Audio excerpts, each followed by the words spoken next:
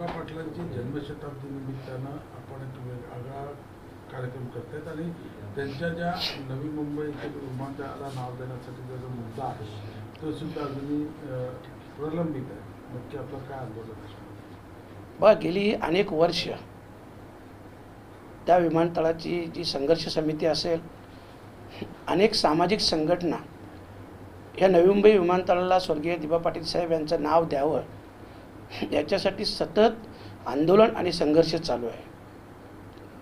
सध्या दिबा पाटील साहेबांचं जन्मशताब्दी वर्ष आहे आणि आपला कल्पना असेल, मी संसदेत देखील मागच्या अधिवेशनात स्वर्गीय दिबा पाटील साहेबांचं नाव हे त्या विमानतळाला द्यावं आणि ते का देण्यात यावं याविषयी देखील सांगितलं आहे. खरं म्हटलं तर मी आता देखील तुम्हाला सांगतो की त्यांचं आमदार असणं, खासदार असणं, महाराष्ट्राचे विरोधी पक्षनेते हा जरी एक राजकीय भाग असला तरी त्यांचं सगळ्यात मोठं कार्य म्हणजे जी स्त्री भ्रूण हत्या व्हायची, ही स्त्री भ्रूण हत्येच्या विरोधात 1989 साली त्यांनी स्वतः कायदा पारित करायला लावला आणि ज्याची दखल 1994ला केंद्र सरकारला देखील घ्यायला लागली आणि केंद्रात देखील स्त्री भ्रूण हत्येचा कायदा पारित झाला. आपला कल्पना असेल की जो जमिनीच्या बदल्यात जमीन हा जो कायदा होता हा देखील स्वर्गीय दिबा पाटील साहेब यांनी आंदोलन केलं.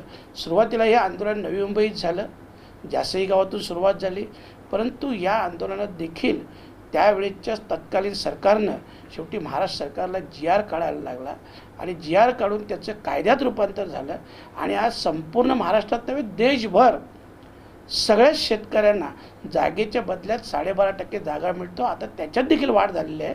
याचं देखील श्रेय स्वर्गीय दिबा पाटील साहेबांना जातो.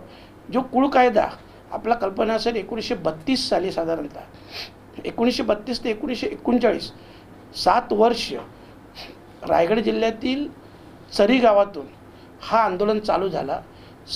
हे आंदोलन नारायण नागो पाटील जे आगरी समाजाचं होतं, ज्याने हे आंदोलन चालू केलं आणि त्यावेळेस स्वतः या आंदोलनाची दखल घेऊन स्वतः डॉक्टर बाबासाहेब आंबेडकर हे त्या गावात गेले होते आणि त्यांनी स्वतः त्या कुळ कायद्याचं जो रूपांतर होतं, कारण त्यावेळेस इंग्रजांची सत्ता होती आणि त्यावेळेस देखील 1939ला इंग्रजांकडून तो GR कुळ कायद्याचा काढण्यात आला. परंतु त्याच्यात आपल्याला कल्पना असेल की अनेक वर्ष तो GR आला परंतु त्याचं कायद्यात रूपांतर झालं नव्हतं आणि मग 1957 ज्यावेळेस दिबा पाटील साहेब आमदार झाले 1957 ते 1965 साली त्यांनी सतत या गोष्टीचा पाठपुरावा केला आणि हा कुळ कायद्याचा जो कायदा होता हा याचं कायद्यात रूपांतर केलं, अंमलात आणलं.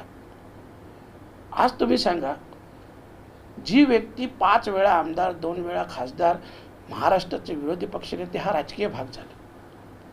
शेतकऱ्यांसाठी जागेच्या बदल्यात जागा हे फक्त ठाणे जिल्ह्यापुरतं नाही तर हा कायदा संपूर्ण महाराष्ट्रभर आणि देशभर लागू झाला. स्त्री भ्रूण हत्येचा कायदा जो महाराष्ट्र शासनाने पारित केला परंतु त्याची दखल देखील केंद्र सरकारने घेतली आणि केंद्र सरकारने तो कायदा आणला. कुळ कायद्याचं देखील आपण पाहिलं असेल. ज्यांनी फक्त या जिल्ह्यापुरतं किंवा राज्यापुरतं केले नाही तर संपूर्ण देशभरातील मग शेतकरी असतील, समाज, आता OBC समाजाचं देखील आपल्या माहितीसाठी सांगतो, ज्यावेळेस OBC समाजाचं आंदोलन झालं तर संपूर्ण महाराष्ट्राचं नेतृत्व OBC समाजाचं हे देखील दिबा पाटील साहेब करत होते. आणि त्यावेळेस आपल्याला मी सांगतो की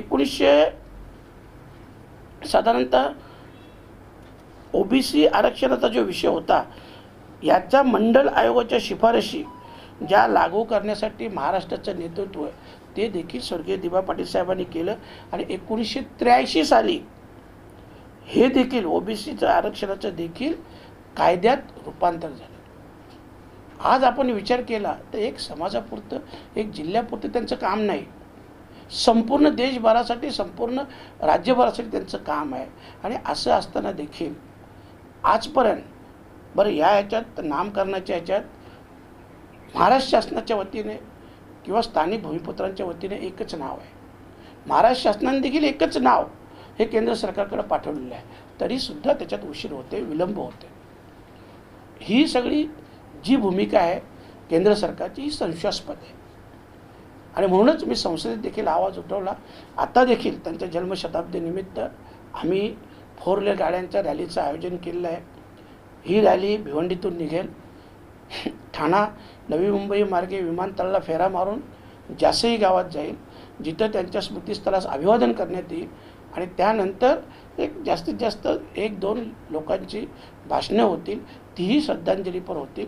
फक्त या रॅलीच्या माध्यमातून आम्हाला सरकारचं लक्ष वेधायचं आहे, सरकारच्या लक्षात आणून द्यायचं आहे आणि मुद्दाम त्यांची राजकीय सामाजिक जी सगळी पार्श्वभूमी, शेतकऱ्यांविषयी त्यांची कळकळ, हे सगळं तुम्हाला सांगण्याचा उद्देश तो आहे की खरं म्हटलं तर ही व्यक्ती एका समाजापुरते, एका जिल्ह्यापुरते, एका राज्यापुरती नाही. ह्या व्यक्तीने संपूर्ण देशाचं नेतृत्व केलं होतं. अशा प्रकारची त्यांची कामं आहेत. मग असं असताना देखील नवी मुंबई आंतरराष्ट्रीय विमानतळाला नाव देण्यास विलंब का होतो? आणि म्हणून आम्ही स्वतःही पहिल्यांदा रॅली काढतो. परंतु एक नक्की आहे की जोपर्यंत ह्या विमानतळाला दिबा पाटील साहेबांचं नाव देण्यात येणार नाही, तोपर्यंत या विमानतळाचं उद्घाटन कुठल्याही परिस्थितीत होऊ देणार नाही.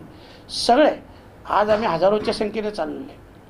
जेव्हा प्रत्यक्ष वेळ येईल, लाखोच्या संख्येने येईल. कारण आपल्याही कल्पना असेल, इथं फक्त आगरी कोळी समाजाचा विषय नाही, संपूर्ण ओबीसी समाजाचा विषय, संपूर्ण शेतकरी समाजाचा विषय, सगळ्यांसाठी काम केलं ना. स्त्री भ्रूण हत्या, आमच्या माता भगिनीसाठी तो कायदा पारित केला. ज्या वेळेस ती वेळ येईल, लाखोच्या संख्येने सगळे हजर असतील, सगळे विरोधाला असतील आणि म्हणून शासनाला आत्ता तरी फक्त जागे करण्यासाठी आम्ही हे आंदोलन करतो. कितीच्या संख्येने गाड्या जाणार? कमीत कमी 2000च्या वर गाड्या असतील.